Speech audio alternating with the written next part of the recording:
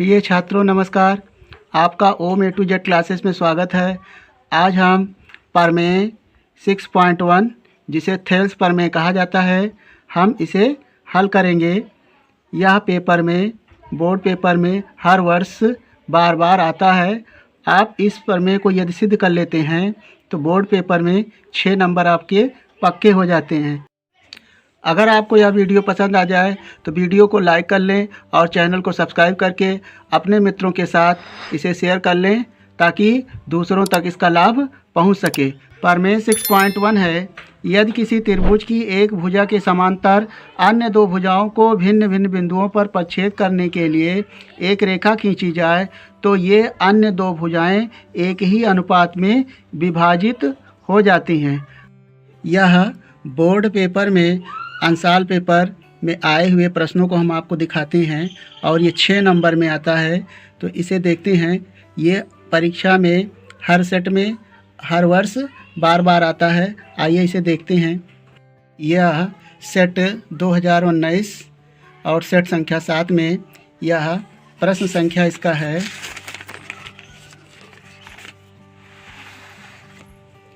यहाँ पर प्रश्न संख्या 3 में यह आप देख सकते हैं और ये 6 नंबर में आया हुआ है।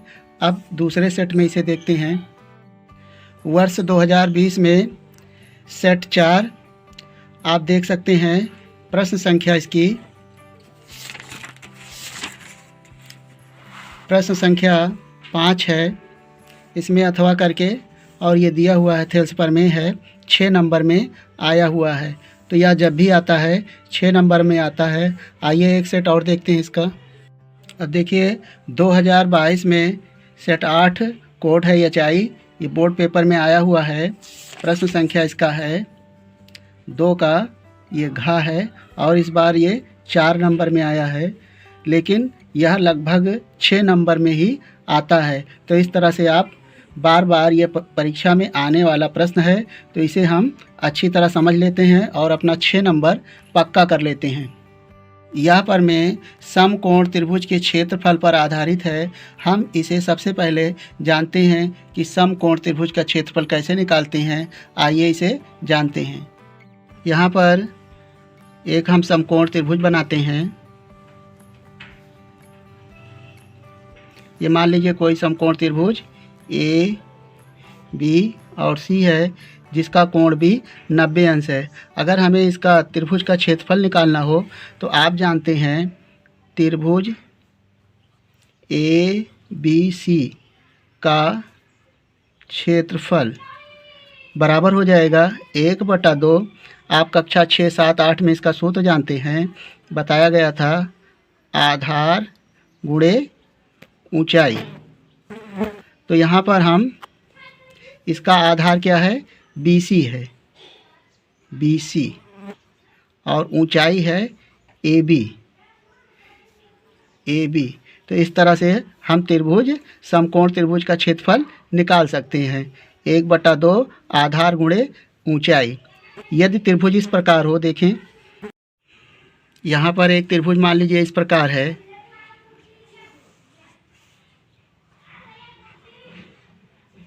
ये A है, ये B है और ये C है। हमें त्रिभुज ABC का क्षेत्रफल ज्ञात करना है। इसके लिए हम क्या करेंगे, क्योंकि ये समकोण तो है नहीं, तो इसे हम क्या करेंगे, B रेखा को थोड़ा आगे बढ़ाएंगे और A से यहाँ पर एक लंबवत रेखा डाल देंगे।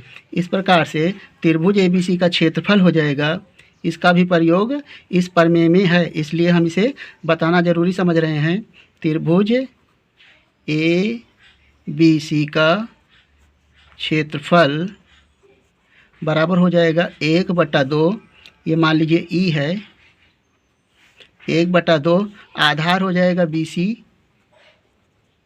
और इसकी लंबवत ऊंचाई हो जाएगी AE।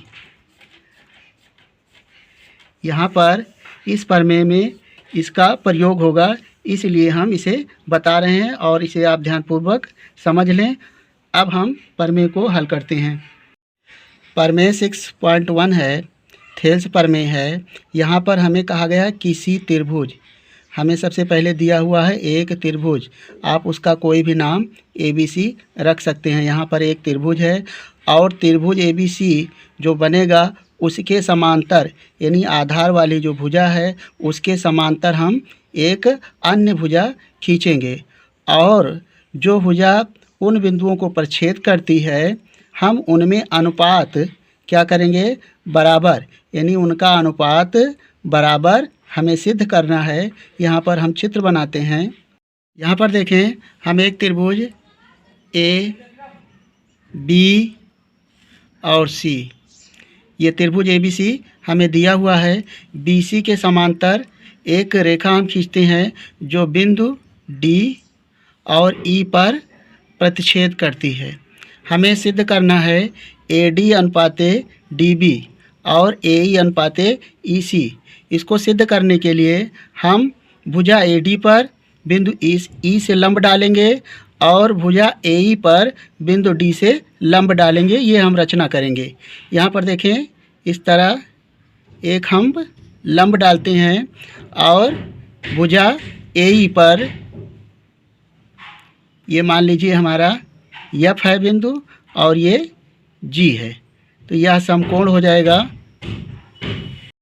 यहाँ बिंदु D को C से हम मिलाएंगे, ये भी रचना करना है इस तरह, तथा बिंदु E को B से मिलाएंगे। E से B को इस प्रकार ऐसे मिला देंगे। अब देखें, यहाँ पर हमने एक त्रिभुज बनाया हुआ है ABC और BC के समांतर एक अन्य रेखा खींची गई है। वह D और E पर प्रछेद करती है जो भुजा BC के समांतर है और हमने रचना की है AD भुजा पर G लंब है तथा AE भुजा पर FD लंब है। इसी प्रकार यहाँ पर हम D को C से मिलाए हैं और E को B से मिलाया गया है। ये रचना की गई है। तो यहाँ पर हम लिखते हैं, दिया है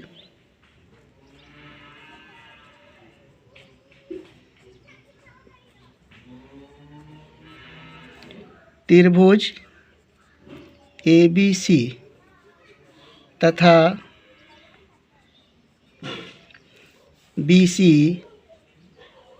समांतर, ये समांतर का चिन्ह है, BC समांतर DE, ये हमें दिया हुआ है। इतना हम लिखेंगे। अब सिद्ध करना है, लिखेंगे सिद्ध करना है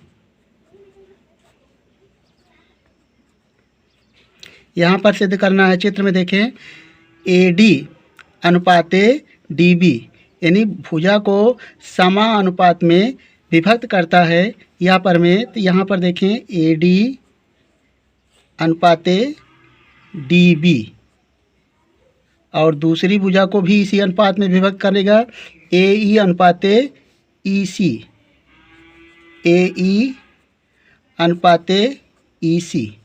ये हमें सिद्ध करना है। लिखेंगे अब रचना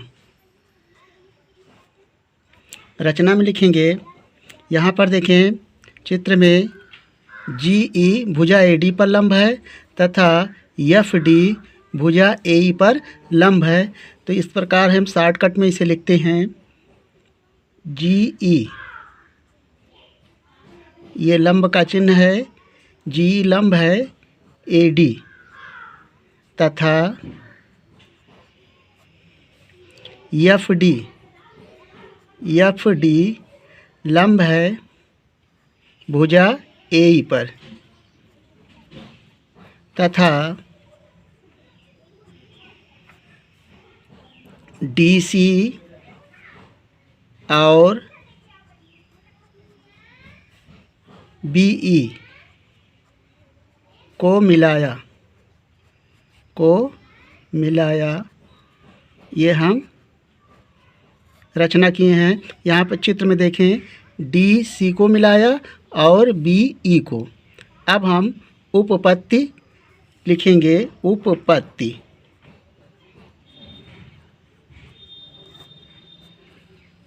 चित्र में देखें, हमें सबसे पहले ADE का क्षेत्रफल हम ज्ञात करेंगे। तो ADE का क्षेत्रफल पर हम लंब डाले हैं, भुजा AD पर GE लंब है।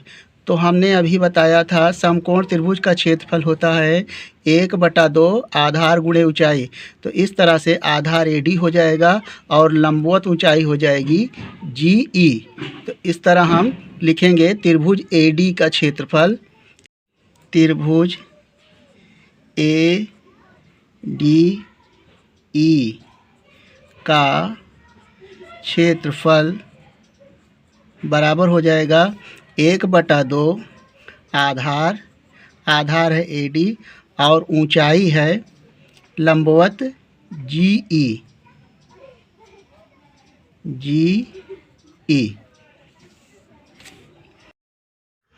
यहाँ चित्र में देखें, अब हमें निकालना है त्रिभुज BED का क्षेत्रफल।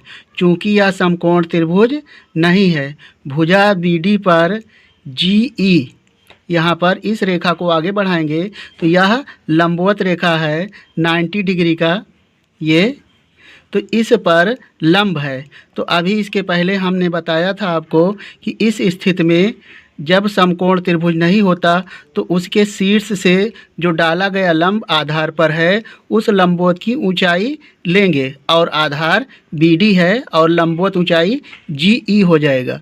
तो इसका क्षेत्रफल हो जाएगा, यहाँ पर लिखेंगे एरिया शॉर्ट फॉर्म त्रिभुज BED का क्षेत्रफल है बराबर 1/2 और आधार इसका है BD और गुणे ऊंचाई हो जाएगी GE। अगर इतनी बात आपको समझ में आ गई तो संपूर्ण प्रमेय अब आप हल कर लेंगे। तो यहाँ पर हमें सिद्ध करने के लिए अनुपात में लिखना है, इसलिए हम दोनों त्रिभुजों का अनुपात में लिखेंगे अतः त्रिभुज ADE, यहाँ पर AR लिखेंगे शॉर्ट फॉर्म एरिया अपान AR, एरिया है त्रिभुज BED, इनका क्षेत्रफल हो जाएगा 1/2। AD का क्षेत्रफल है ADE गुणे GE अपान 1/2 BED का क्षेत्रफल है BD और GE, यानी दोनों के क्षेत्रफल को लिख लिया गया। 1/2 से 1/2 कैंसिल और GE से GE कैंसिल, बराबर हो जाएगा AD अपान BD। चित्र में देखें, अब पुनः दूसरी भुजा के लिए भुजा AE और EC में अनुपात निकालना है। तो हम पुनः त्रिभुज ADE का क्षेत्रफल लिखेंगे और त्रिभुज हो जाएगा CED का क्षेत्रफल। तो यहाँ पर AED का क्षेत्रफल लिखते हैं। इसी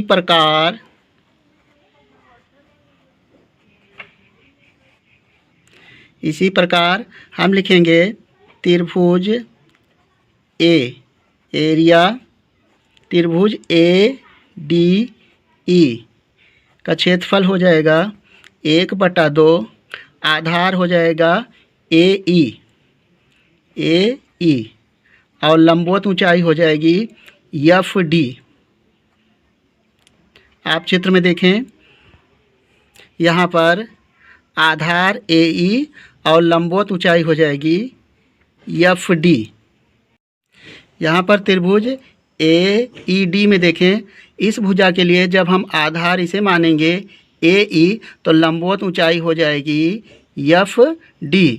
तो यहाँ पर हम लिखेंगे 1/2 आधार गुणे ऊंचाई, ये त्रिभुज ADE का क्षेत्रफल आया। इसी तरह यहाँ पर चित्र में देखें, अब हमें क्षेत्रफल निकालना है त्रिभुज CED का क्षेत्रफल, CED का क्षेत्रफल। चूँकि यह समकोण त्रिभुज नहीं है, हम भुजा CE को बिंदु F तक आगे तक बढ़ाएंगे और यह लंब है DF इस भुजा पर। तो त्रिभुज CED का क्षेत्रफल हो जाएगा 1/2 सी और लंबवत ऊंचाई हो जाएगी FD। यहाँ पर हम लिखेंगे एरिया त्रिभुज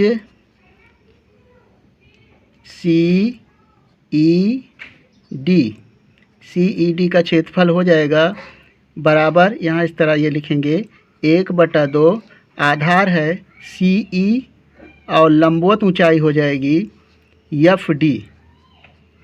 यहाँ देखें, हम दोनों को पास में आवाज़ बहुत हो रही है तो आप उस पर ध्यान ना दें, गौर कर दें।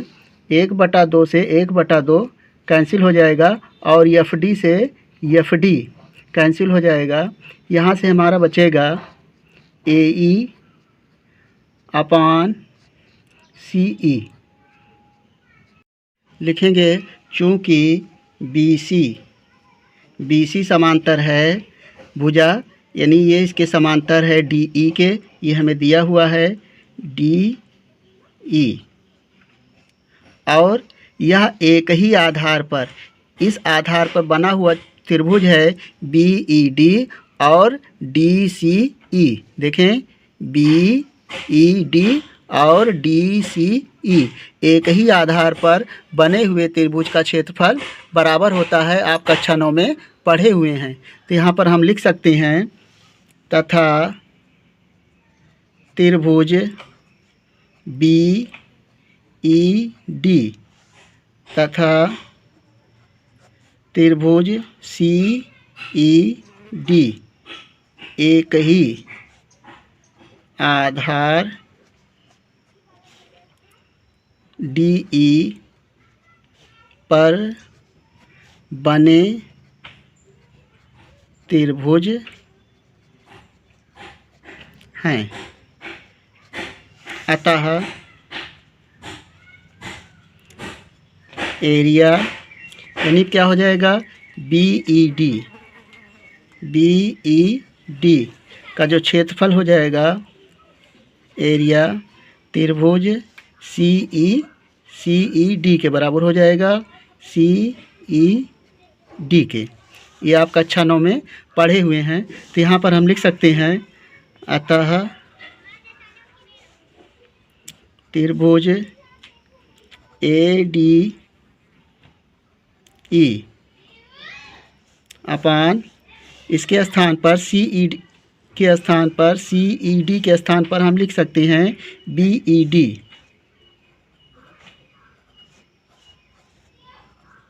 त्रिभुज हो जाएगा BED बराबर AE अपान CE। यह हमारा समीकरण नंबर 2 हो जाएगा और उसे समीकरण नंबर 1 मान लेते हैं। यहाँ पर देखें AD, ये हमारा समीकरण नंबर 1 है। हम समीकरण 1 और 2 की तुलना करेंगे तो दोनों का क्षेत्रफल बराबर है। लिखेंगे समीकरण 1 और 2 से समीकरण 1 व समीकरण 2 से। समीकरण 1 व समीकरण 2 से हम तुलना करने पर पाते हैं कि दोनों के क्षेत्रफलों का जो अनुपात है वह बराबर है। तो हम लिख सकते हैं AD अपान BD बराबर हो जाएगा AE अपान CE लिखें या EC, और हमें यही सिद्ध करना था। इति सिद्धम। अब आपका 6 नंबर पक्का हो गया। हम उम्मीद करते हैं कि आपको इस प्रश्न का हल समझ में आ गया होगा। आपका अपना किसी भी प्रकार का सुझाव या डाउट हो तो हमें कमेंट करेंगे। मिलेंगे एक नए वीडियो के साथ। जय हिंद।